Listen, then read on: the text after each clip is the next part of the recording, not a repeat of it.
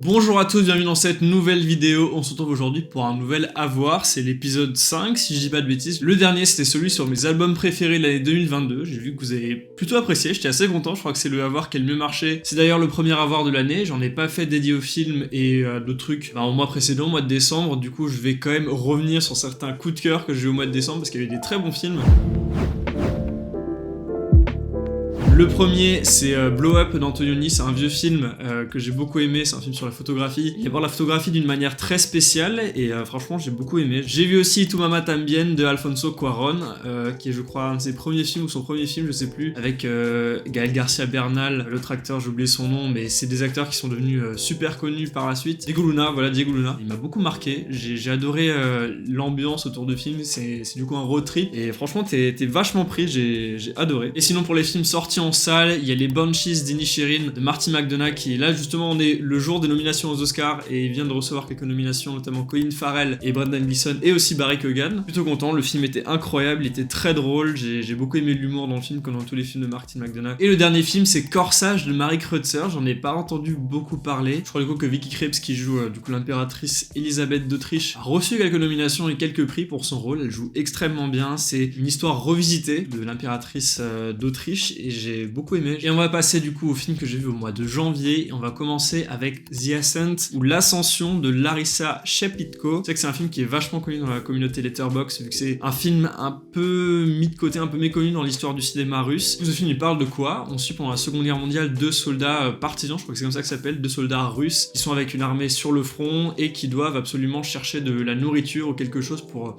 maintenir la survie de leur groupe. Ils partent du coup à l'aventure et là se retrouvent nez à nez avec des soldats allemands et il va se passer certains trucs qui vont mener à un destin, je ne dirai pas lequel forcément, allez voir le film. Vraiment c'est un film magnifique avec une certaine sensibilité qu'on voit rarement même dans le cinéma d'aujourd'hui. C'est un film qui parle beaucoup de la prise de conscience sur certains sujets, sur beaucoup de questions qu'on peut se poser, notamment une qui est vraiment centrale au film. Est-ce que pour ta propre peau tu serais capable de tuer tes amis et ta propre patrie? Ça m'a fait penser aussi à Requiem pour un massacre qui aborde aussi ce front russe pendant la Seconde Guerre mondiale d'une autre manière, mais aussi d'une manière assez tragique. Ensuite les films que j'ai vus en salle, déjà il y a Babylone de Damien Chazelle, il y a la critique qui est juste là, je sais pas si j'arrive bien à viser, grosse claque, du coup c'était un très bon film, j'adorais le fait qu'il aborde un cinéma des années 20 qui est pas tant que ça représenté, j'ai l'impression dans le cinéma d'aujourd'hui, et même l'aborder à la manière de Chazelle, c'est-à-dire avec beaucoup de respect et d'amour comme il l'a fait avec La La Land. A compris qu'il était en kiff sur Los Angeles, ça y a pas de souci là-dessus. Moi c'est mon cas personnel, j'ai l'impression que c'est un film qui a beaucoup plu à certains types de cinéphiles, enfin moi je sais qu'il y a beaucoup de choses, beaucoup de références dans le film, que ce soit comment faire un film, que ce soit même au film eux-mêmes, parce qu'il y a beaucoup de références de films dans le film. Ça c'est des points que j'ai beaucoup aimé. J'ai l'impression qu'ils étaient là pour me dire Max, ce film il est pour toi, il est fait pour toi, je l'ai fait pour toi. Vraiment ce que j'ai ressenti pendant le film, c'est j'ai l'impression que ce film était fait sur mesure. Forcément là, comme j'ai dit, il y a eu les nominations aux Oscars, il a je crois rien reçu ou peut-être une ou deux nominations je crois pour les décors, un truc comme ça. Mais bon un peu snobé, mais c'est pas grave, il y a eu pire. Hein. Decision to Live a été snobé et ça je m'en remettrai jamais. Ensuite il y a un autre film que j'ai vu ce mois-ci, c'est un film français, c'est Les Rascals de Jimmy Laporal Trésor. J'ai eu beaucoup de gens qui disaient que c'était le West Side Panam Story. Il y a ce petit côté, du coup West Side Story, ce côté bande des années 80. Bon, West Side Story c'est pas dans les années 80, mais vous avez compris. Avec des gens qui ont des surnoms bien clichés, qui parlent d'une certaine manière. Vraiment pendant le film, c'est un truc que j'ai bien aimé, c'est qu'il parle d'une certaine manière. T'as vraiment l'impression qu'il sort d'une comédie musicale de Broadway. J'ai bien aimé l'univers qui a été proposé parce que ça se veut pas forcément comme un film ultra réaliste, mais c'est un film qui veut proposer une vision cinématographique d'une époque, cette époque des bandes qui est un petit peu caricaturée dans le film, mais qui l'est fait d'une manière à ce qu'on puisse adhérer assez rapidement et assez facilement dans le récit. J'ai beaucoup aimé le sujet qui est abordé, on parle d'une bande qui a grandi dans les cités dans les années 80 et qui se retrouve confrontée à différentes bandes ou différents problèmes liés à l'extrême droite ou liés aux néo-nazis ou ce genre de trucs. Tout le film te montre ces deux univers différents qui s'opposent complètement. Le film est du coup vachement actuel, forcément, ça résonne beaucoup avec ce qu'on peut vivre encore aujourd'hui malheureusement. Autre film que j'ai vu ce mois-ci qui est coproduit français-italien, je crois, si je dis pas de bêtises, c'est du coup L'Envol de Pietro Marcello. Il est assez particulier. Celui-là, je sais pas s'il peut plaire à tout le monde parce que moi j'ai beaucoup aimé de la manière dont il est fait, mais il l'aborde de manière assez naïve. Moi, me plaît beaucoup à la manière d'un film de Jacques Demy, ça m'a fait beaucoup penser d'ailleurs à Podane. Pour raconter vite fait sans vous spoiler, on suit l'histoire de Raphaël, qui est un mec qui travaille de ses mains, c'est un menuisier. Sa femme est morte et elle était très respectée dans le village, et Raphaël se voit d'une certaine manière refusé par le village, voilà, il se voit complètement exclu, par là même sa fille, qui était du coup la fille de sa femme forcément. Et il y a plein de choses qui vont rentrer en compte par rapport aux réputations de Raphaël, de sa fille qu'elle va se construire avec le temps, et de la manière dont elle va se construire elle-même. C'est assez intéressant, ça va partir dans des délires presque magiques, que je trouve super beau, super touchant aussi. C'est un film qui parle de plein de choses, qui parle forcément de l'innocence, de notre rapport à l'enfance, et qui aussi des fois explore des sujets beaucoup plus sombres, qui sont même très centrales au film. Donc voilà, des petits trigger warnings quand même avant de voir le film, parce qu'il y a des sujets qui sont vachement lourds. Voilà, ça reste un film très beau, qui même parfois prend une dimension musicale que j'ai beaucoup aimé. Il y a des scènes de chant qui sont très belles. L'Envol du coup de Pietro Marcello. On va passer maintenant aux albums que j'ai écoutés ce mois-ci. On n'a pas eu beaucoup. Le début d'année il était un peu pauvre, j'ai l'impression. Il n'y a pas eu de grosses claques. Mais j'avais quand même des petits albums dont j'avais envie de vous parler. Déjà il y a 12 ou 12, je sais pas comment on va l'appeler, de Ryuichi Sakamoto.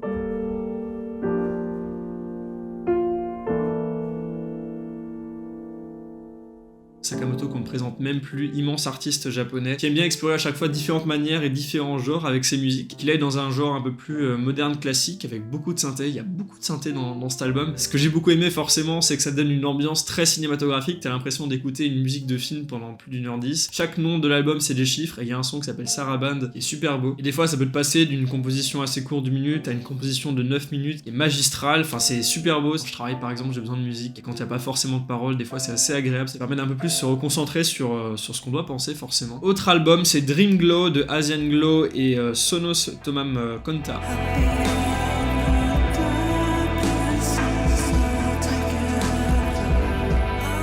C'est un album en featuring avec 2 artistes. Le deuxième, je le connais pas forcément, mais Asian Glow, c'est un artiste ou un groupe coréen, si je dis pas de bêtises, que je suis depuis pas mal de temps. Il est assez connu, on va dire, dans la sphère un peu underground de tout ce qui est shoegaze. Forcément, c'est un genre que j'aime beaucoup, donc un artiste qui est assez important ces dernières années. Et je veux dire, même si c'est le projet que j'ai le moins aimé, je pense, de l'artiste, ça reste quand même un projet qui est plutôt intéressant dans un sens. Cette fois-ci, on part dans un délire qui pourra peut-être plaire aux personnes qui écoutent plus de métal. Il y a beaucoup d'inspiration de l'univers métal, l'univers emo. Parce qu'il y a des passages qui sont un peu créés comme dans les sons de metalcore, si vous écoutez par exemple. J'ai beaucoup aimé parce que ça reste dans ce côté très réverbératif. Il y a beaucoup de réverb, d'écho. T'as l'impression d'être dans une immense salle et t'as des murs qui vibrent tellement c'est puissant. Et ça fait du bien aussi d'écouter une scène un peu plus discrète chez d'autres pays, chez d'autres cultures, parce que là du coup c'est coréen. Et dernier album, c'est du coup JJ's Recovery de The Murder Capital.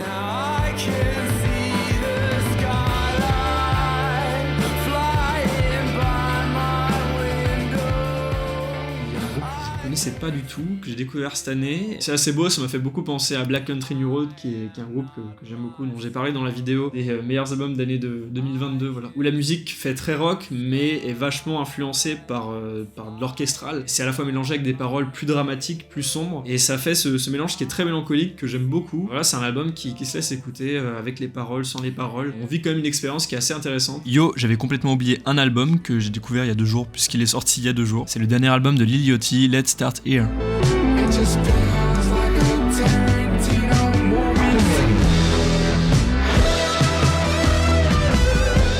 Alors vraiment, j'aurais jamais cru aimer un jour un album de Lil Yachty. Pour vous parler vite fait du gars, c'est un rappeur américain qui a toujours eu de très bonnes intentions dans ses sons, mais qui a jamais su vraiment les appliquer. En fait, c'est vachement fade à chaque fois. Ça reste du rap très générique. Et là, il a surpris tout le monde. On n'a pas trop compris ce qui s'est passé. Il nous a sorti un album de rock psychédélique, donc dans la même vibe que Tame Impala ou Pink Floyd. Et c'est objectivement très bon. Je pense que je me suis pris une des plus grosses claques de cette année déjà, alors qu'on est au mois de janvier. Je pense déjà à une claque parce que je m'attendais pas du tout à ça de sa part, mais aussi parce qu'il y a des sons qui sont vraiment magnifiques. Bah pour vous dire, le premier son d'album qui s'appelle The Black Seminole, il dure 6 minutes 51, t'as je sais pas combien de beat switch, ça te sort des sons de guitare qui sont juste incroyables, et puis tout ça encore une fois dans le reste de l'album mélangé avec forcément des influences plus récentes de hip-hop, voire parfois de musique électronique, mais en restant aussi très influencé par des sonorités de l'époque, comme je disais le psychédélique, le soul ou la funk. Il y a des sons de funk qui sont juste exceptionnels. Vraiment, cet album, je vous le recommande énormément. Juste écoutez 2 ou 3 sons. Déjà, le son que vous entendez en fond, il y en aura forcément pour vous, et j'espère vraiment que c'est le début d'un gros truc pour Lil Yachty, et même pour certains rappeurs en général, parce que je sais qu'il y en a énormément. Je pense à Playboi Carti ou Lil Uzi Vert, qui parlent beaucoup de leur influence dans des groupes de rock ou de métal, mais on n'a jamais vraiment vu ça en application, et voilà, ça me ferait trop plaisir de voir ça chez d'autres rappeurs. Alors, je savais pas de quel livre vous parler ce mois-ci, du coup, j'ai envie de parler de celui-là, parce que j'étais à une expo ce mois-ci, c'est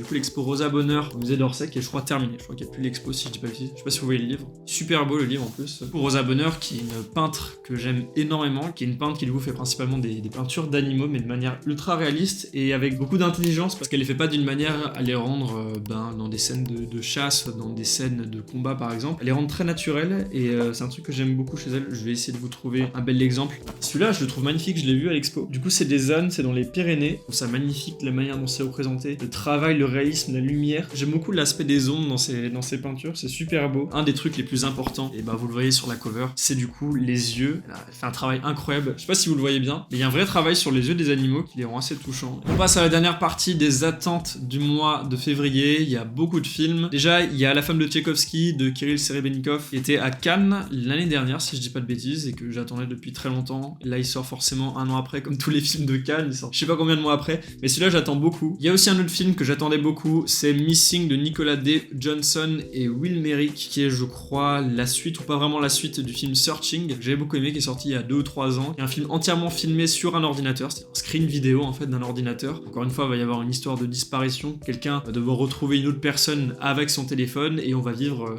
tout le film depuis le téléphone. C'est trop bien, enfin, j'ai adoré le premier film. Et le troisième film, forcément, c'est The Fablesman, c'est le nouveau Steven Spielberg qui est déjà sorti depuis super longtemps aux États-Unis, tout le monde l'a déjà vu. La bande-annonce m'avait foutu des frissons quand je l'avais vu la première fois. C'est Spielberg forcément, donc voilà, il faut le voir en cinéma, ça va être magnifique. Et il manque un film, il y a un 4ème film dont je voulais vous parler, forcément, c'est After Sun, c'était mon film préféré de l'année 2022, voilà, si vous n'avez pas encore vu la vidéo des top 2022, c'était mon film préféré de Charlotte Wells, qui est magnifique, qui sort le 1er février, donc ne le ratez pas, moi de toute façon je vais le revoir en salle, forcément. Et puis en plus aujourd'hui on a appris que Paul Mescal était nominé pour l'Oscar du meilleur acteur, j'étais trop heureux, j'espère que je vais choper une affiche du film, donc ça va être trop bien. Voilà, c'est tout pour cet épisode de Avoir, j'ai pas fait de catégorie en digital ou en photo ce mois-ci, parce que j'avais quand même beaucoup de trucs à vous dire, déjà par rapport au film que j'ai vu le mois précédent. J'espère que la vidéo vous a plu, dites-moi si vous avez des recommandations de votre mois de janvier, des films que vous avez vus, des albums que vous avez écoutés, des expos, j'en sais rien.